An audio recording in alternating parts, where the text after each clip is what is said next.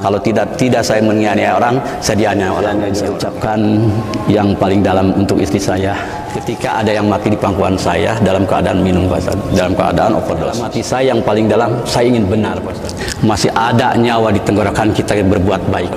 Ternyata tarbiyah lebih dekat dari yang terdekat, Pak Ustaz.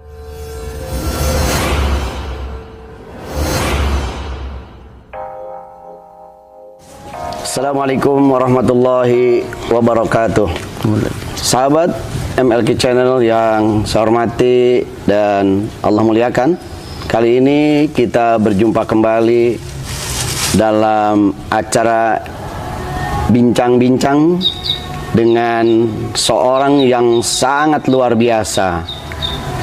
Beliau sangat ditakuti di komunitas preman-preman, di mana beliau juga merupakan salah satu alumni Pondok Pesantren At-Taubah Lapas kelas 2B Cianjur, yang hari ini beliau telah hijrah total, dan hari ini beliau aktif sehari-hari mengikuti pengajian, bahkan aktif juga berdakwah di komunitas sebelumnya di mana beliau bergaul. Mari kita temui. Beliau adalah sahabat lama saya yang bernama Bapak Iwan Mulyawan dan terkenal di dunia jalanan dengan Iwan Ule. Assalamualaikum warahmatullahi wabarakatuh. Waalaikumsalam. Apa kabar? Alhamdulillah sehat, Pak Ustaz. Alhamdulillah, Pak Iwan. Kita bisa berjumpa kembali setelah sekian lama kita tidak ketemu. Tapi kemudian alhamdulillah hari ini Pak Iwan sudah menjadi aktivis dakwah. Alhamdulillah. Setelah malang melintang di dunia preman atau berandalan. Pak Iwan, saya ingin menggali karena sahabat-sahabat MLQ Channel ingin mengetahui latar belakang Pak Iwan dari mulai kecil, aktivitas Pak Iwan seperti apa? Tolong diceritakan, Pak Iwan. Alhamdulillah, bismillahirrahmanirrahim.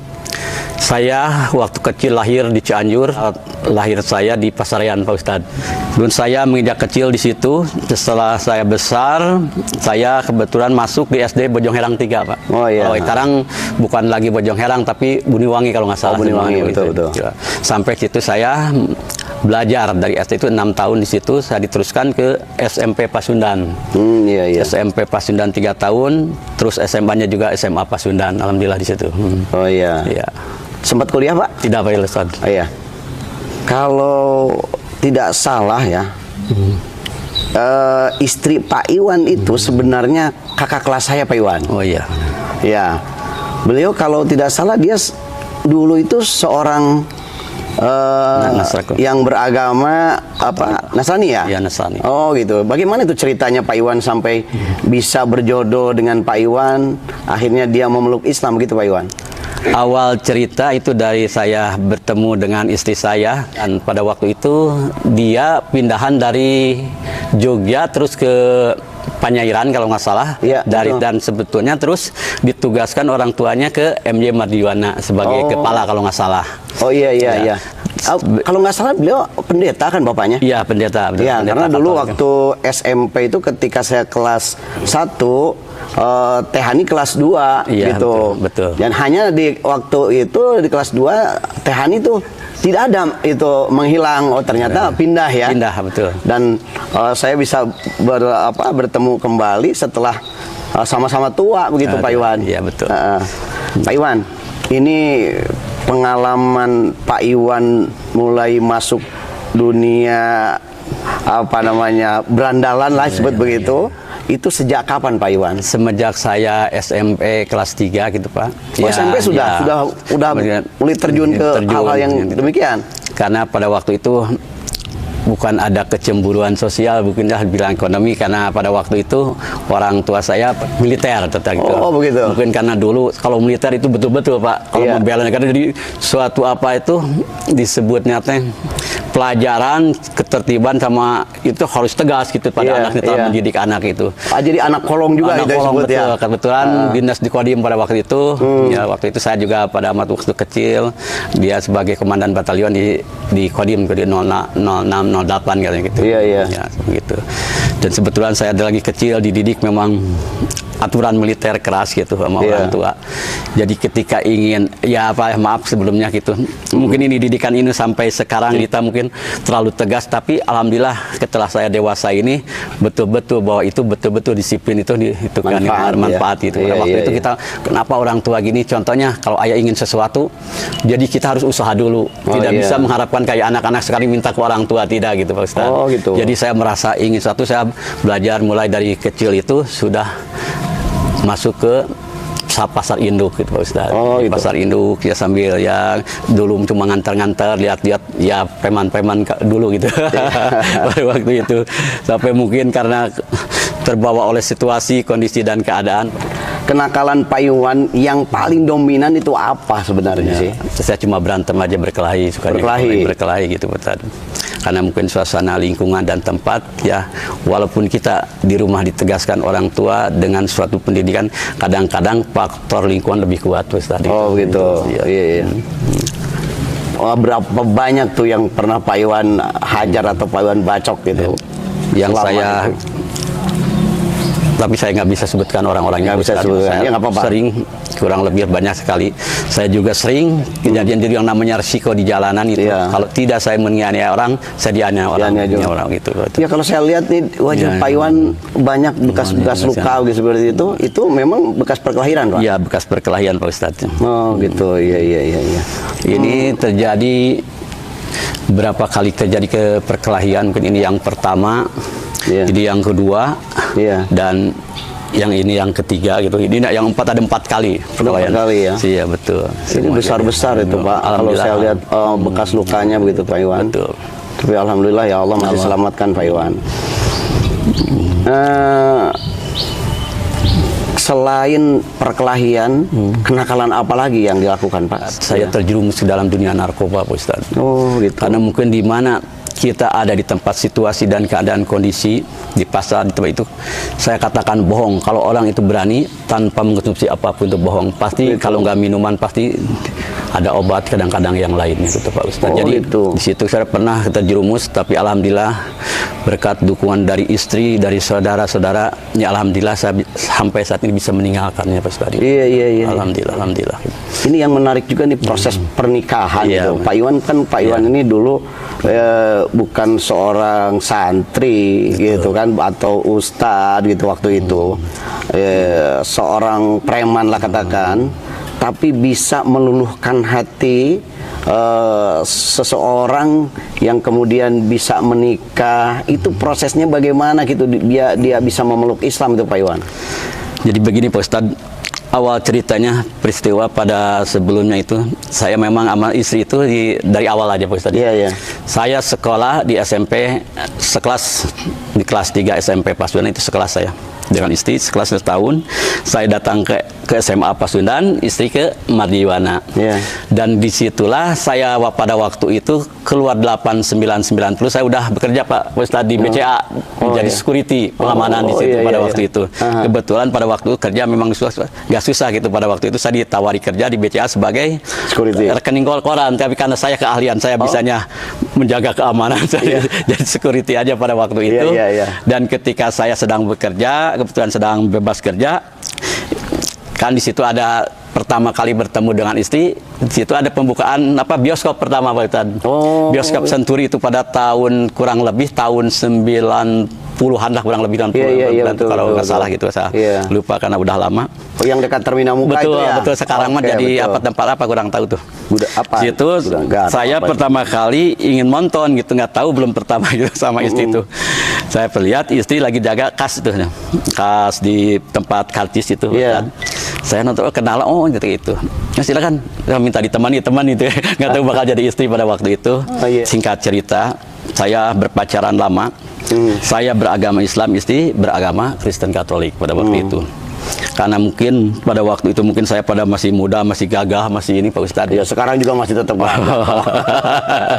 Dan pada itu saya merencanakan akan menikah. Cinta membutakan segala rupanya, tapi di balik itu ada kasih sayang Allah Pak Ustadz. Iya, iya, betul. Ketika saya akan menikah pada tahun 1992, saya malam-malam kedatangan teman, ketika tadi akan ceritakan, dia minta dibereskan sesuatu, dan saya pada waktu malam besoknya akan menikah, saya pergi, dan alhamdulillah pada waktu itu saya mendapat kecelakaan gitu Pak Ustadz, jadi kecelakaan Allah. Saking saya marahnya, saking itunya kepada Allah, bukan kepada Allah itu ya pada waktu itu, saking turunnya dok, gitu. Tapi di balik itu mungkin yang saya baru terima hari ini, ini hikmahnya besar. Karena pada waktu pacaran, pada saat itu kita mau menarik satu sama lain keluar dari agama, keyakinan itu susah. Mungkin di balik itu harus ada yang dikorbankan dalam pengorbanan dalam agama ini.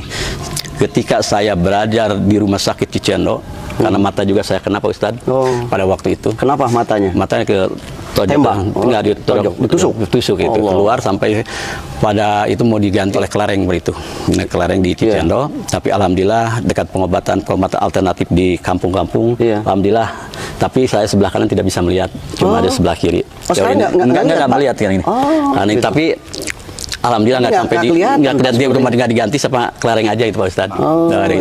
Tapi pada waktu saya datang di Cicendo, saya jangan haru sekali pada waktu itu keadaan jiwa saya disebut lost control, jadi udah tidak mau melihat lagi bermuncang gitu karena suatu keadaan dulu yang mungkin saya rasakan, mungkin rupa udah ini sekarang udah begini. Tapi dengan suatu semangat istri datang pada waktu itu dengan membawa satu sejadah mukena bahwa dia masuk Islam dan membayar beli. Katanya dia cerita kepada saya dikasih uang 10.000 dahulu tahun 92-an lebih gitu, tahun 93 saya masuk Islam bukan karena paksaan dari Bapak, tapi keyakinan saya sendiri katanya gitu. Saya merinding Pak Iwan pada waktu itu. Sampai saya yang sifatnya brutal pada waktu itu sampai luluh Pak Ustadz. Karena betapa dia berjuangan ketika saya masih berwajah tampan juga.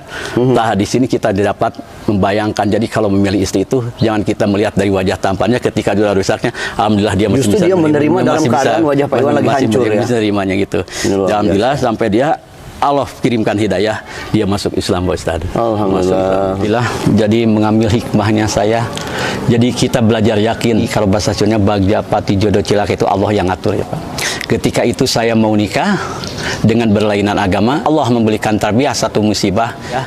Istri alhamdulillah pada waktu itu datang ke rumah sakit ketika saya sedang sakit dengan membawa satu mukena dan sajadah beserta ada uang, kata dia.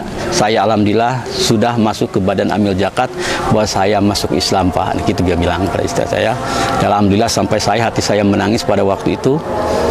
Di mana hati saya tergoncang pada waktu itu, apakah pada waktu itu kalau saya menikah mungkin dengan ada dua keyakinan pada waktu itu.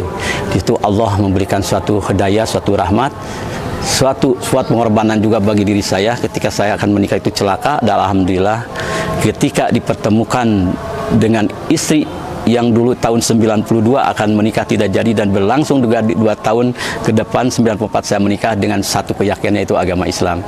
Kadang-kadang kita berpikiran Allah itu kita berburuk sangka, tapi di balik itu Allah memberikan suatu hikmah, satu rahmat dan hidayah.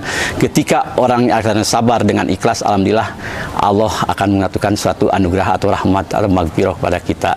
Alhamdulillah tidak terbayangkan pada waktu itu kalau tidak menganut dua keyakinan apa untuk keturunan saya, anak istri saya. Tapi alhamdulillah pada waktu ini anak-anak saya berjalan dengan aman gitu dengan karena satu keyakinan yaitu agama Islam. Dan saya ucapkan yang paling dalam untuk istri saya yang telah banyak pengorbanannya pada saya, mendorong saya, membimbing saya. Saya ucapkan terima kasih pada waktu walaupun harapan saya pada itu sudah hancur pada waktu itu.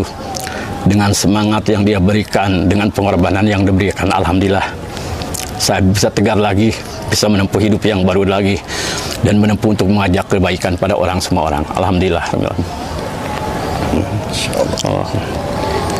Dari situlah, singkat cerita, saya menikah secara agama di Sadewata, di KUA Sariwata di situ. Iya, betul. Tahun 94 itu perselisihannya 2 tahun. Perselisihan perbedaannya 2 tahun, menikah dari 92. Allah mengasih tarbiyah satu cobaan kepada saya.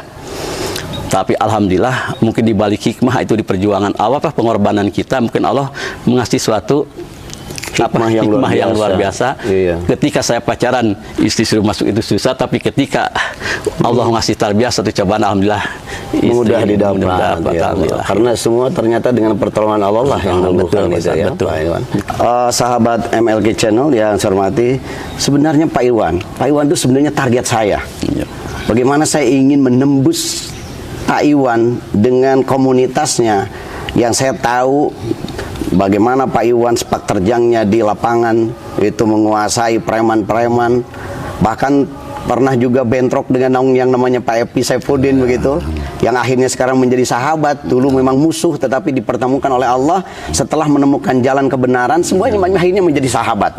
Nah inilah agama yang sangat penting bagi kita. Betul, permusuhan pun jadi persahabatan. Betul. Begitu. Luka yang ada bukan hanya sekedar luka di hati, tapi luka di badan juga, semua terlupakan dengan saling memaafkan begitu. Iya. Nah, Pak Iwan, sebenarnya saya itu sulit untuk menemukan jalan menembus Pak Iwan ini karena bentengnya cukup luar biasa begitu. Jadi saya ingin berjumpa dengan Pak Iwan, ingin bincang-bincang, tapi celah-celah itu agak sulit Pak Iwan. Yang akhirnya Allah pertemukan kita di dalam lapas Cianjur di pesantren At-Taubah. Dan saat itu saya lihat wajah Pak Iwan, kemudian waktu itu saya ceramah, sampaikan pesan-pesan moral, dan Pak Iwan kelihatan merapat ke depan. Kemudian Pak Iwan setelah saya akhir ceramah saya, Pak Iwan merapat mendekat. Sebenarnya ada rasa apa Pak Iwan waktu itu? Yang saya rasakan pada waktu itu memang dari awal-awal juga saya ingin betul Pak, ingin baik ya Pak Ustadz. Yeah.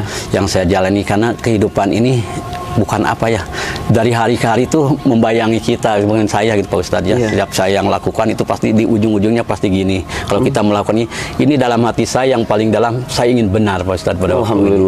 Tapi karena mungkin bukan saya ini, tapi saya ingin berani mengatakannya, tapi tidak ada keberanian untuk mengatakan itu.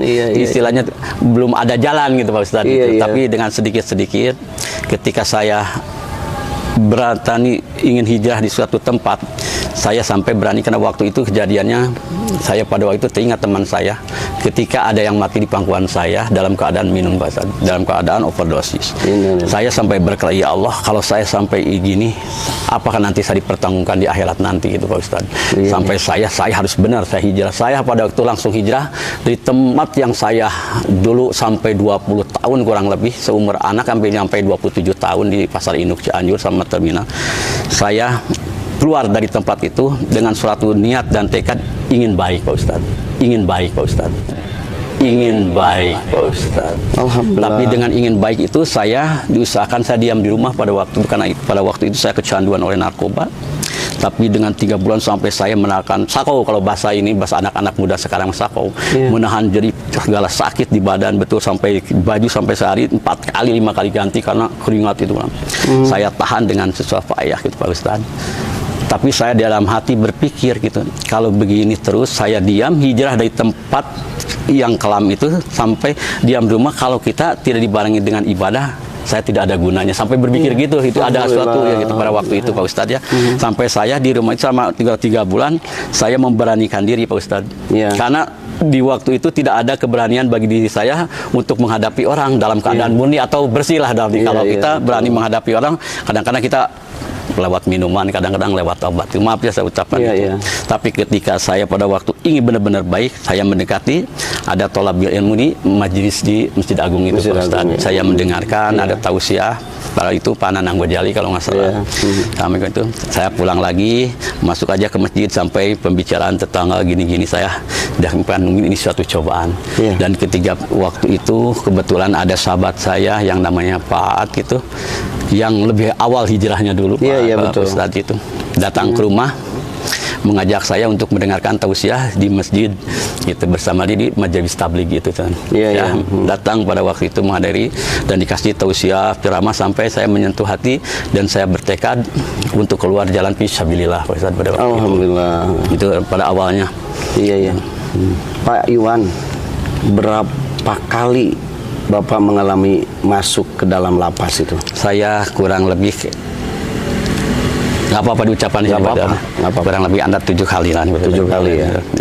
Maaf, bukan saya menceritakan aib sendiri untuk sebagai motivasi aja, sebagai untuk motivasi untuk orang-orang bahwa di jalanan toh masih bisa kita berbuat baik gitu. Iya. Jadi ini penting disampaikan, itu bukan apa-apa, memang tidak dalam rangka membuka aib, tetapi justru ketika orang-orang itu mau berhijrah di jalan Allah, sehebat apapun dulu ya, seberandal apapun dulu, begitu, maka ketika Allah berikan hidayah, semuanya berakhir dengan insyaallah husnul khotimah. Nah itu, jadi tentunya ini ada pesan moral bagi yang pertama, tentunya pesan moral itu disampaikan kepada teman-teman yang belum hijrah, yang masih sekarang menggeluti dunia preman, berandalan, katakanlah dunia hitam. Selama masih ada nyawa di kandung badan, teruslah berikhtiar untuk berhijrah ya Pak Iwan. Betul. Nah, kemudian ada pesan juga yang sangat penting bagi para dai tentunya. Ternyata mereka-mereka ini juga ingin baik, tentunya teman-teman Pak Iwan semuanya ingin baik, ingin menjadi orang baik.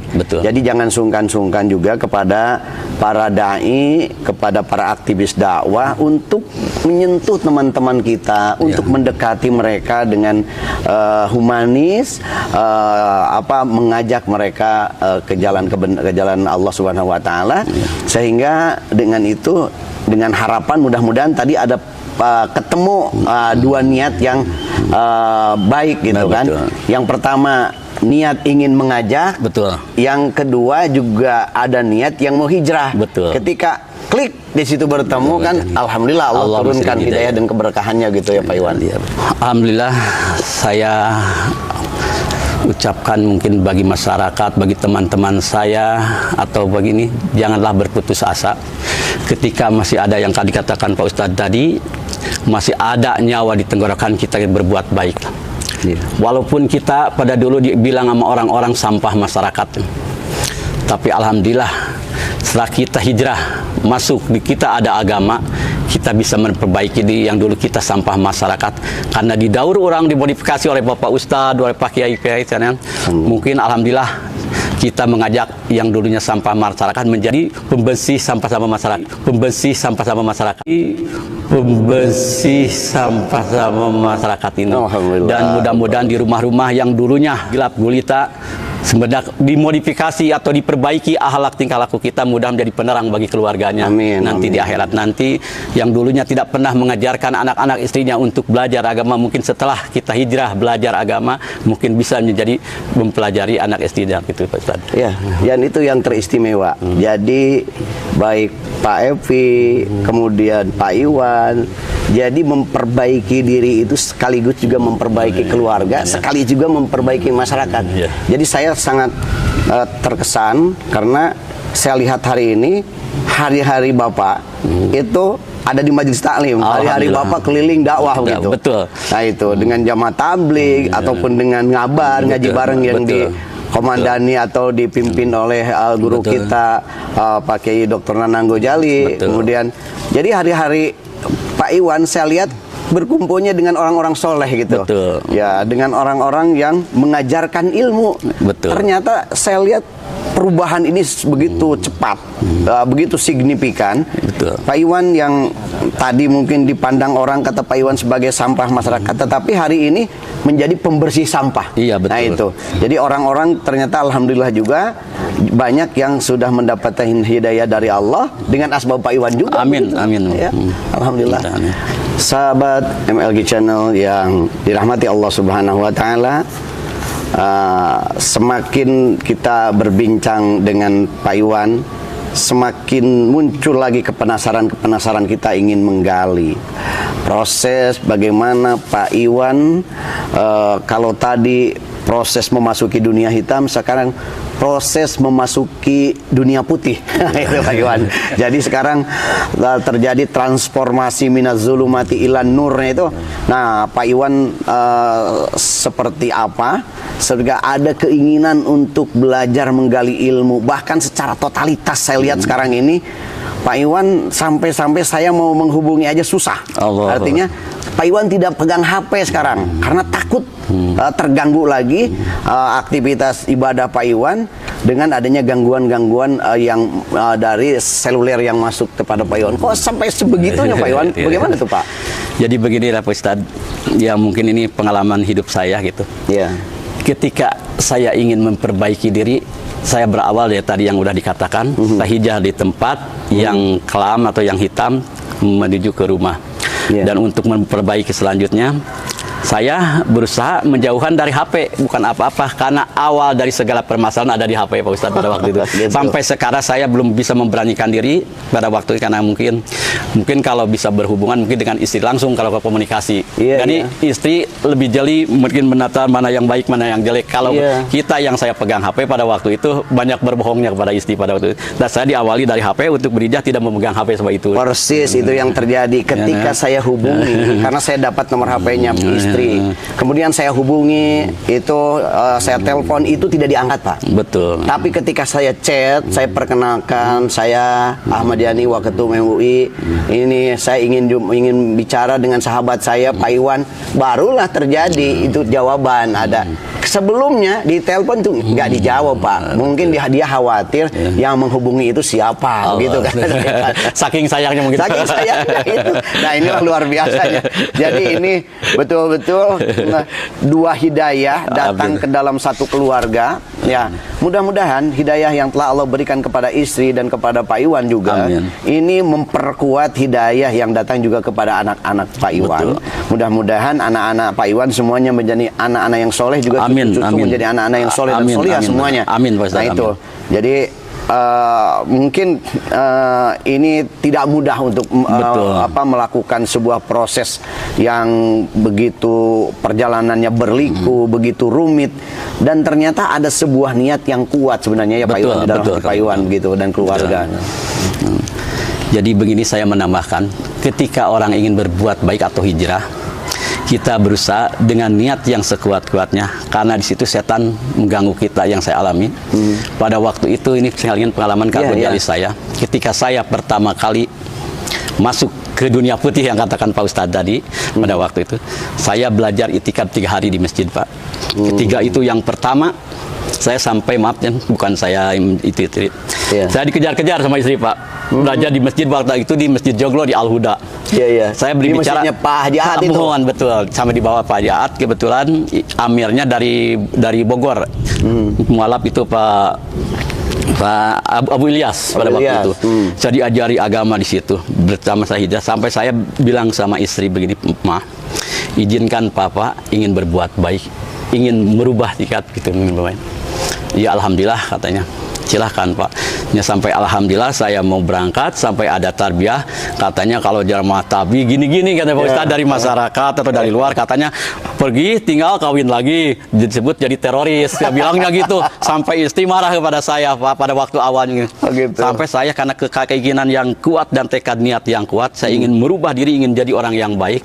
Saya beritikaf di Masjid Joglo itu di Al-Huda itu 3 hari. Sampai yang pertama saya dikejar sama istri di markas di Masjid Cangklek gitu. Istri ngejar, kata jamaah Pak Iwan ada istri.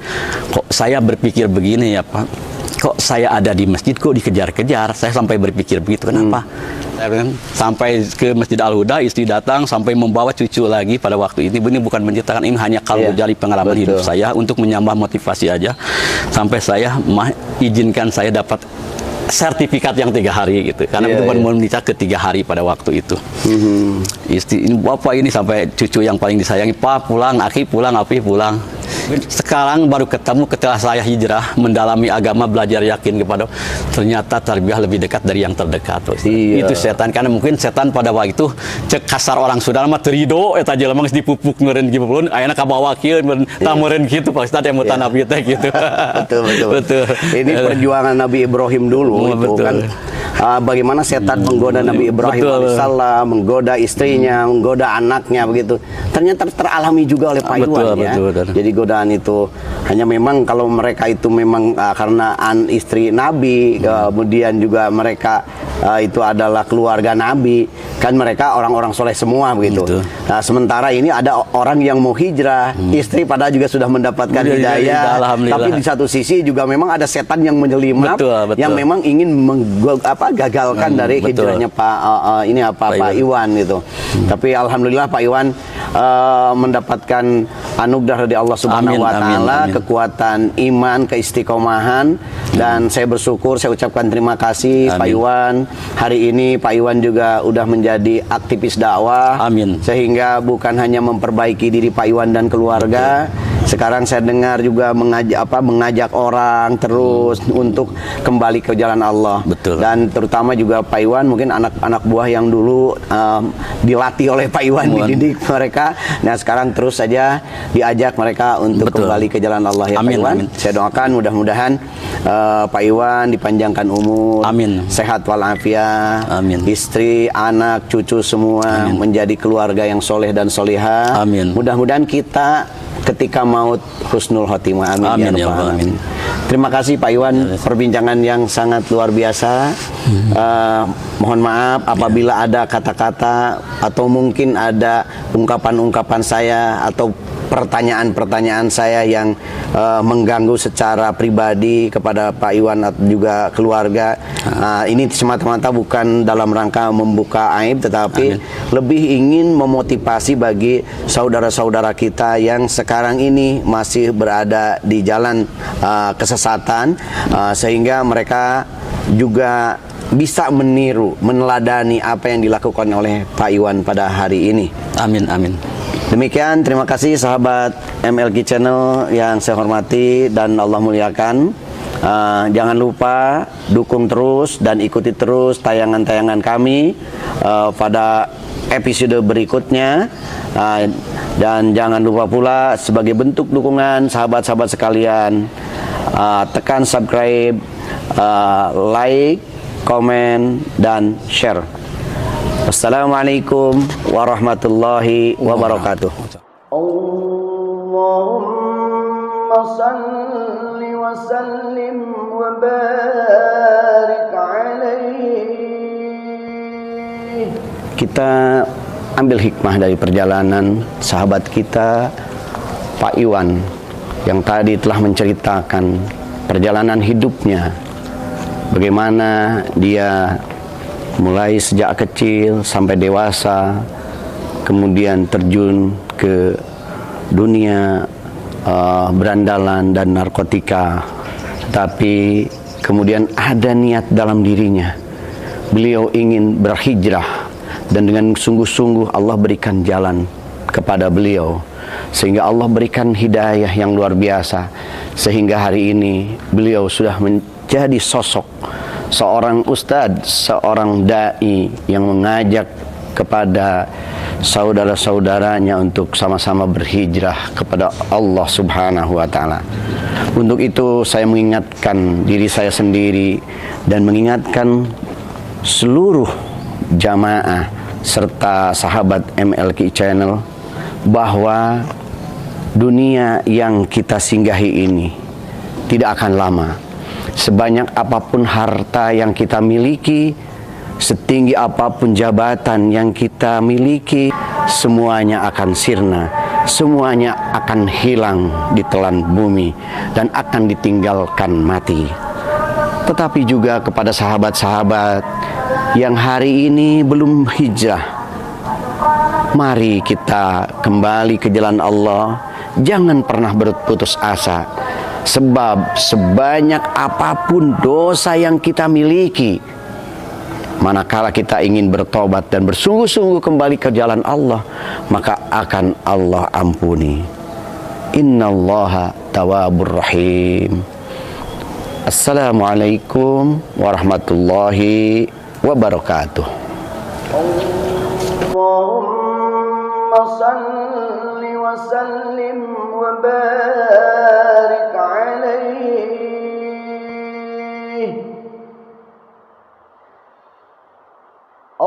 اللهم صل وسلم على سيدنا